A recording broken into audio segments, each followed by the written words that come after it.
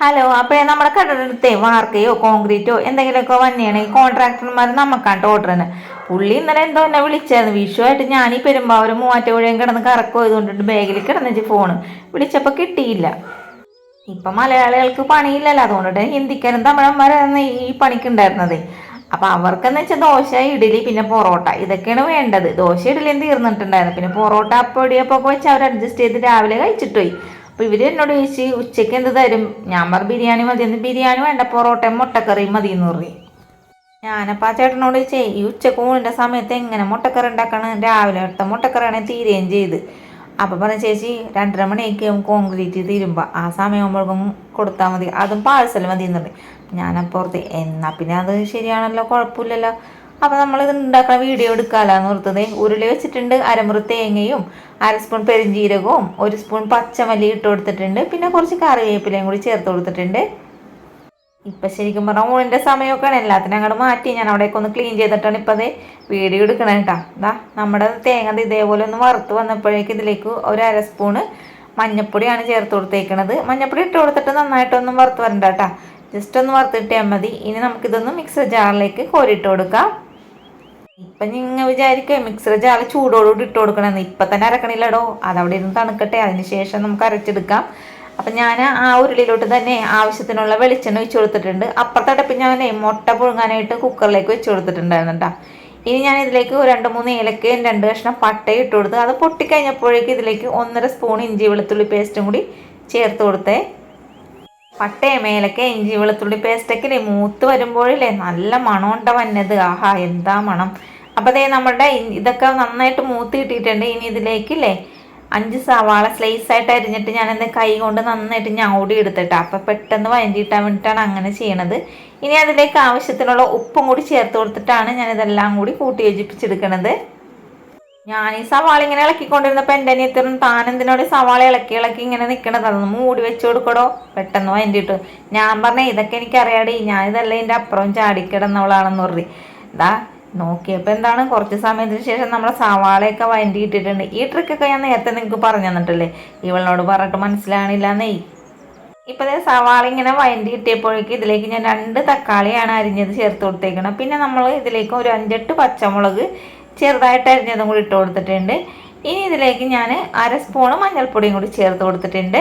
പിന്നെ കുറച്ച് കറിവേപ്പില. ഇനി ഇതെല്ലാം കൂടി ഒന്നും കൂടി ഇളക്കി കൊടുക്കണം. പിന്നെ നമ്മളിതിൽ മുളക് പൊടിയൊന്നും ചേർക്കണില്ല കേട്ടോ. മുളക് പൊടി ചേർക്കാതെ ഒരു മഞ്ഞ പോലത്തെ മുട്ടക്കറിയാണ് ഉണ്ടാക്കാൻ പോണത്. ഇപ്പോൾ നമ്മുടെ ഈ ഒരു തക്കാളിയും അതേപോലെ എല്ലാം കൂടി വഴറ്റിയിട്ടിട്ടുണ്ട്. ഇനി ഇതിലേക്ക് 1/2 സ്പൂൺ മാത്രം കുരുമുളക് പൊടിയും കൂടി ചേർത്ത് കൊടുത്തിട്ടുണ്ട്. അതേപോലെ 1.5 സ്പൂണ് വീട്ടിൽ പൊടിച്ച ഗരം മസാലയും കൂടി ചേർത്ത് കൊടുത്തിട്ടുണ്ട്. എന്നിട്ട് ഇതെല്ലാം കൂടി ഒന്നും കൂടി നന്നായിട്ടൊന്ന് മൂപ്പിച്ചെടുക്കണം. അതവിടെ ലോ ഫ്ലെയിമിൽ കിടക്കട്ടെ. നമുക്ക് നേരത്തെ വറുത്ത് വെച്ചേക്കണ തേങ്ങ ഒന്ന് അരച്ചെടുക്കണ്ടേ. അപ്പം അതിൻ്റെ ചൂടൊക്കെ ഇറക്കി ഇട്ടിട്ടുണ്ട്. ഇനി ഇതിലേക്ക് നമ്മൾ പാക്കറ്റ് പാലാണ് കേട്ടോ ഒഴിച്ചു കൊടുക്കണേ. എത്ര തേങ്ങ എടുത്തിട്ടുണ്ട് അതരക്കാനുള്ള പാല് നമുക്ക് ഇതിലേക്ക് ഒഴിച്ചു കൊടുക്കാം.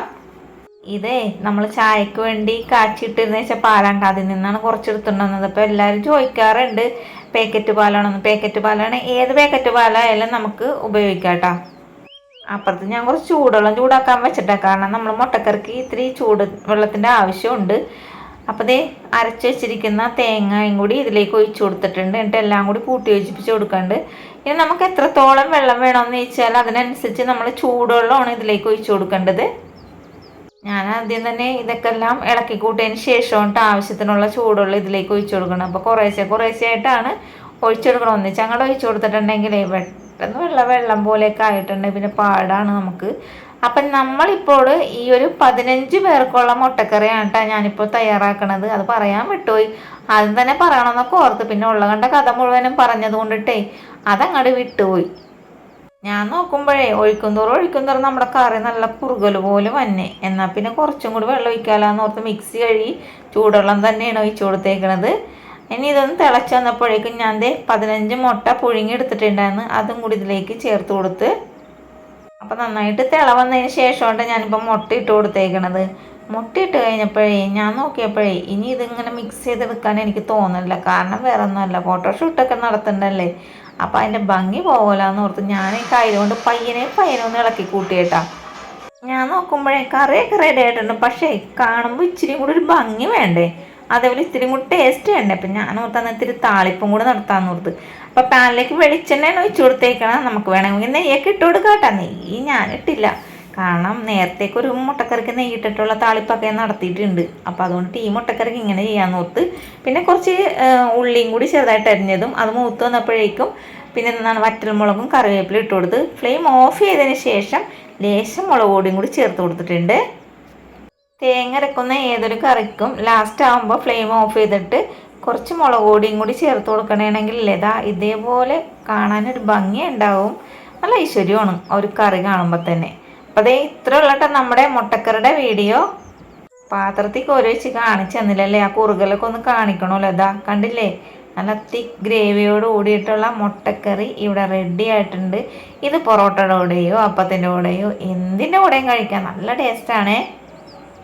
നമ്മുടെ കടയിൽ ഒരേപോലത്തെ മുട്ടക്കറി അല്ല ഉണ്ടാക്കണത്, പല പല പോലത്തെ പല ടേസ്റ്റുള്ള പല വെറൈറ്റി ആയിട്ടുള്ള മുട്ടക്കറിയൊക്കെ ഉണ്ടാക്കാറുണ്ട്. അപ്പോൾ നമ്മളുടെ കടയിൽ ഉണ്ടാക്കുന്ന മുട്ടക്കറിയുടെ വീഡിയോ ഒക്കെ നേരത്തെ അപ്ലോഡ് ചെയ്തിട്ടുണ്ട്, കാണാത്തവരൊന്ന് കാണുക, സപ്പോർട്ട് ചെയ്യുക. അപ്പോൾ മുട്ടക്കറിയൊക്കെ ഉണ്ടാക്കണമെങ്കിൽ എന്താ ഇതേപോലെ ഉണ്ടാക്കുക, 100% ഉറപ്പാണ്, അടിപൊളി ടേസ്റ്റാണ്. വീഡിയോ ഇഷ്ടപ്പെട്ടാൽ ട്രൈ ചെയ്യാനും അതേപോലെ തന്നെ സപ്പോർട്ട് ചെയ്യാനും പിന്നെ നിങ്ങളുടെ വിലയേറിയ അഭിപ്രായങ്ങളൊക്കെ കമൻറ്റ് ബോക്സിലൂടെ അറിയിക്കാനും ലൈക്ക് ചെയ്യാനും മറക്കരുത്. ഇത്ര നേരം നമ്മുടെ വീഡിയോ കണ്ടതിന് ഒരുപാട് നന്ദി. Thank you.